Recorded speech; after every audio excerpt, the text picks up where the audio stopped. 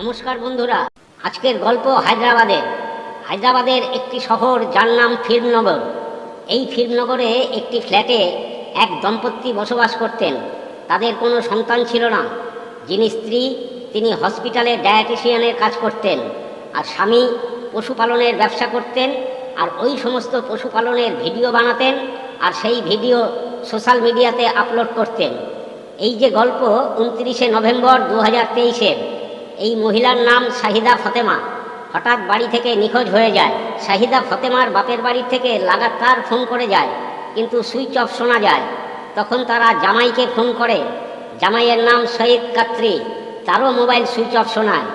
না মেয়ে না জামাই কারো সাথে যোগাযোগ করতে পারছিল না। বাড়ির সবাই ভাবছিল যে হয়তো তারা এখন ব্যস্ত আছে, তারা ফ্রি হলে হয়তো কথা হবে। কিন্তু বেশ কিছু সময় অপেক্ষা করার পরও যখন তারা কোনো রকম যোগাযোগ করতে পারেনি, তখন তারা পুলিশের কাছে যায়। তারা পুলিশকে জানায় যে তাদের মেয়ে নিখোঁজ, আর এর পেছনে জামাইয়ের হাত আছে। কারণ জামাই মেয়ের সঙ্গে অনেক অত্যাচার করেছে। অত্যাচার করার কারণ হলো মেয়ের অনেক দিন বিয়ে হয়েছে, কিন্তু তাদের কোনো সন্তান হয়নি। একথা শোনার পর পুলিশের মনে হয়েছে এটা হতে পারে যে শাহিদাকে কোনো ক্ষতি করে সৈয়দ কাত্রি হয়তো কোথাও পালিয়ে গেছে। পুলিশ এবার তদন্ত শুরু করলো। শাহিদা যেখানে কাজ করত সেখানে পুলিশ যায়, কিন্তু কোনো খোঁজ পুলিশ সেখান থেকে পায় না। এদিকে সৈয়দ কাত্রির খোঁজ এলাকার আশপাশ থেকে নিচ্ছিল, কিন্তু শাহিদা আর সৈয়দ কাত্রির কোনো রকম সন্ধান পাচ্ছিল না পুলিশ। এখন পুলিশ দুজনেরই মোবাইল লিস্ট নিয়ে তদন্ত শুরু করলো। তার সাথে ওরা যে ফ্ল্যাটে থাকতো তার আশেপাশের সমস্ত সিসি ক্যামেরা চেক করতে শুরু করলো। এদিকে কল লিস্ট থেকে কিছু নম্বর আইডেন্টিফাই করেছে পুলিশ। একদিকে কল লিস্ট, অন্যদিকে সিসি ক্যামেরার ফুটেজ নিয়ে তদন্ত করছে। এতে পুলিশের কাছে একটা তথ্য সামনে আসে। সিসিটিভি ফুটেজে দেখা যায় ওই ফ্ল্যাটের সামনে তিনজন 29 নভেম্বর ঘোরাফেরা করছে। পুলিশ ওই এলাকার আশেপাশের লোকেদের তিনজনের ফটো দেখিয়ে জিজ্ঞাসা করছে তারা এই তিনজনকে চেনে কিনা, কিন্তু সবাই বলছে যে তাদেরকে কখনো তারা দেখেনি। পুলিশের এই পরিশ্রমও বিফলে যায়। কিন্তু পুলিশের ধারণা ছিল যে শাহিদা ও সৈয়দ কাত্রির নিখোঁজের পেছনে এই তিনজনের কোনো না কোনো সূত্র আছে। তাই তিনজনের ফটো আশেপাশের সমস্ত থানাতে পাঠিয়ে দেয়। এক থানা থেকে জানায় তিনজনের মধ্যে একজনকে তারা চেনে, যার নাম মোহাম্মদ সলমান।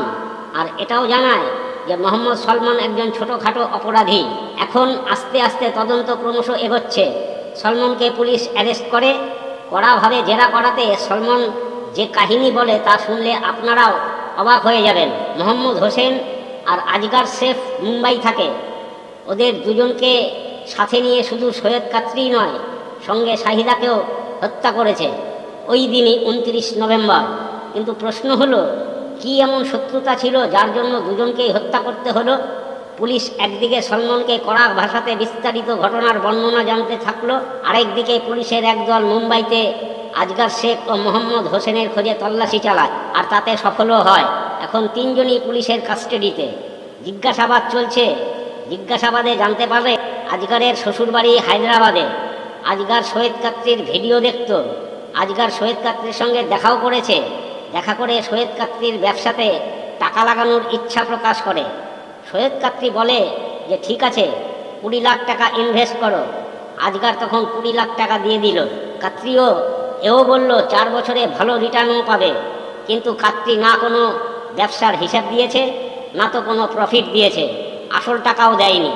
এক কথায় আজগরের টাকা জলে গেছে। আজগার তখন মোহাম্মদ হোসেনকে জানায় এই ঘটনার সমস্ত কথা। আজগার বলে ভালোভাবে অনেকবার টাকা চেয়েছি, এখন জবরদস্তি করে টাকা আদায় করতে হবে। আজগর ও মোহাম্মদ হোসেন মুম্বাই থেকে হায়দ্রাবাদ আসে এবং সলমনের সঙ্গে যোগাযোগ করে। এবার এরা তিনজন মিলে সৈয়দ কাত্রির ফ্ল্যাটে যায়। আপনাদের আগেই বলেছি যে সৈয়দ কাত্রি ব্যবসা করে আর শাহিদা কাজ করে। তো যখন আসে তখন শাহিদা ঘরে ছিল না। দুজনকে তো চেনে না, কিন্তু সলমনকে চেনে, তাই ঘরে তাদেরকে বসতে দিয়েছে। এখন এরা তিনজন কাত্রিকে বলে 20 লাখ টাকা দিতে। কাত্রি টাকা দিতে অস্বীকার করে। অনেক ঝামেলা হয়। তারপর তিনজন মিলে গলা টিপে কাত্রিকে সেখানেই হত্যা করে। এরপর লাশটিকে তারা পাশেই রাখা একটা বড় ট্যাঙ্কে রেখে দিয়েছে এবং ঢাকনা লাগিয়ে দিয়েছে। শাহিদা যখন ডিউটি করে ঘরে ফেরে, ঘরে দেখে তিনজন অচেনা লোক, এদিকে কার্তিকও দেখতে পাচ্ছে না। একটু হতবাক হয়ে গেছে। এখন তারা তিনজন শাহিদাকে বলছে, তোমার স্বামী 20 লাখ টাকা নিয়েছে, সেই টাকা তুমি ফেরত করো। শাহিদা বলছে এই টাকার বিষয়ে সে কিছুই জানে না, আর তার কাছে টাকাও নেই। শাহিদা এও জানে না যে এর পরিণাম কি হতে চলেছে। শাহিদা হাত তুলে দিয়েছে যে টাকা দিতে পারবে না। তারপর তিনজন মিলে শাহিদাকে গলা টিপে হত্যা করে, আর লাশটাকে ঘরের এক কোণায় লুকিয়ে রেখে ফ্ল্যাটের চাবি দিয়ে দরজা বন্ধ করে বেরিয়ে যায়। এই ঘটনা শোনার পর পুলিশ তিনজনকেই কোর্টে পেশ করে। বিচারে তিনজনেরই যাবজ্জীবন কারাদণ্ডে দণ্ডিত হয়। এই 20 লাখ টাকার বিবাদের জন্য একটা নয় দুটো প্রাণ চলে গেল। বন্ধুরা, আজ এ পর্যন্তই। ভিডিওটি ভালো লাগলে অবশ্যই লাইক করবেন, শেয়ার করবেন এবং সাবস্ক্রাইব করবেন। দেখা হবে পরের ভিডিওতে। ধন্যবাদ।